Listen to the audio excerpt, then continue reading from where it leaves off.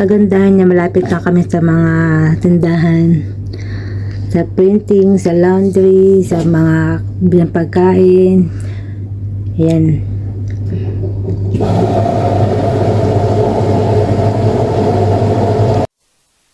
Beautiful.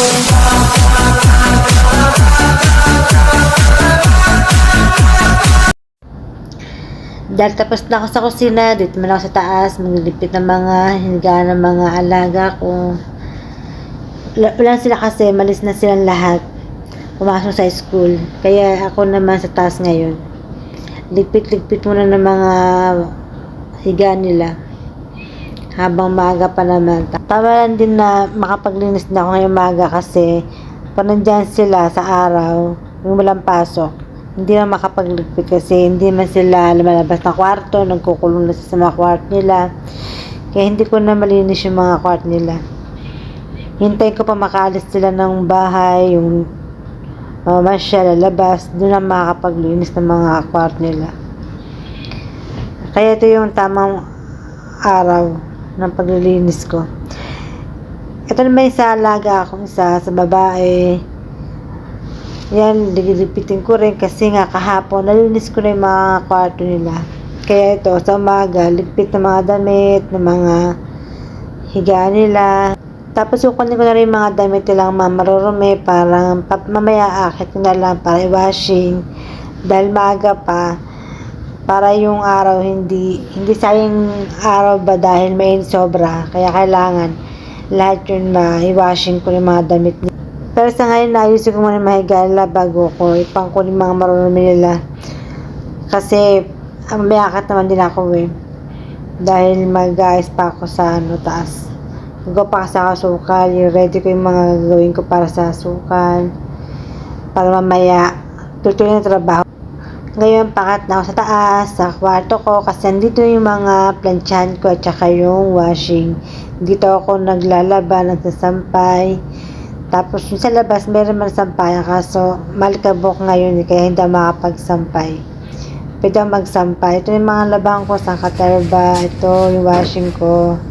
Ayan, puno na yung lagayan ko damit. Yan, puno na. Ito na ngayon, magsana ako ng mga damit nila. Ang dami ko washing. Siyempre, marami na ako plansya mamayang gabi. Tambak na naman ako.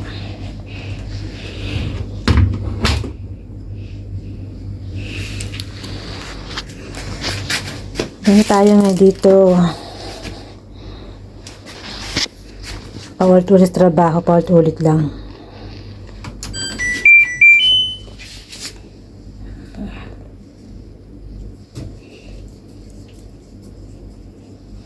Hanggang mamayang gabi tayo.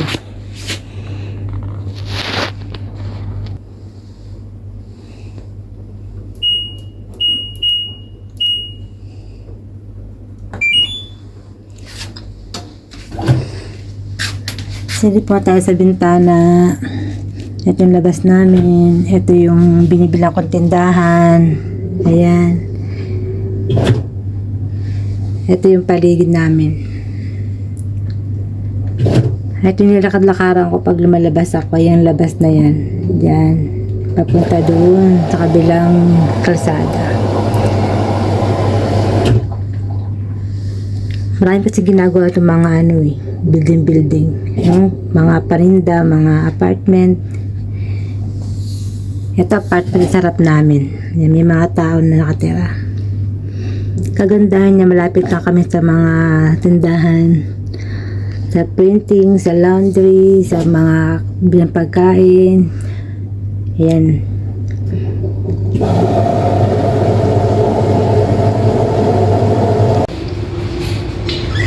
Hugas pala ako ng bigas para mamaya.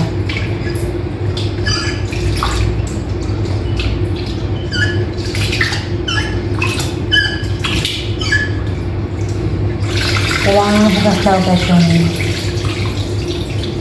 hindi siya malabo, tubig niya. Kailangan yung hindi na magiging malabo.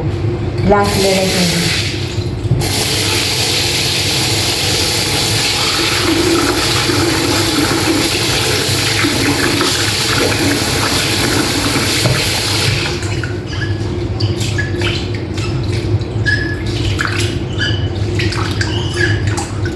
Tapos, bababad ko siya sa tubig din.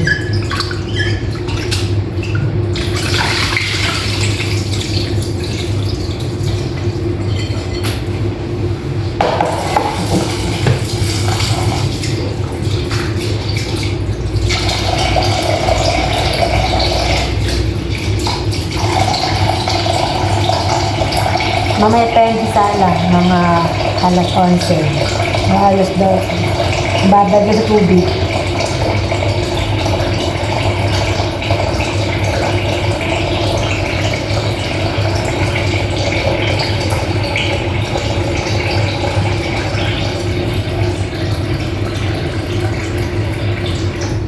Ganyan sila magsaing dito. Baka sa tubig na matagal hanggat hindi siya umaalis na ba, na malambot konti. Tapos lagyan ng na lang asin, na merong asin. Kaya yung kanila ito maalat. Ayaw nila yung kagaya sa atin na walang asin, matabang daw. Gusto nila yung may asin. Ganyan. Ganun sila magsaing. Babad na siya hanggang mamaya.